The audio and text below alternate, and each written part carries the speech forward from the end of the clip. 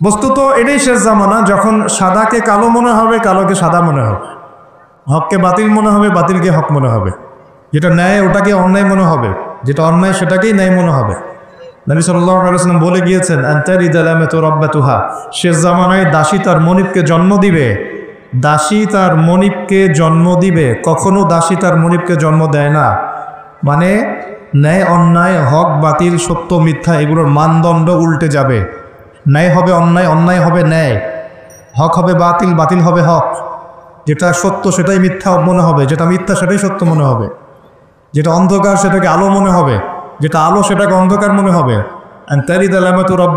হালালকে মানুষ হারাম করবে, হারামকে হালাল করবে। আর কথা বুঝতে পারছেন কি? না বেশি গভীর হয়ে যাচ্ছে? আমি সহজ করার চেষ্টা করছি। এখন আসেন, আল্লাহ পাক বলছে, ওয়াইজ ক্বালা রাব্বুকা লিল মালাইকা, হে নবী মুহাম্মদ বলেন সাল্লাল্লাহু আলাইহি ওয়াসাল্লাম,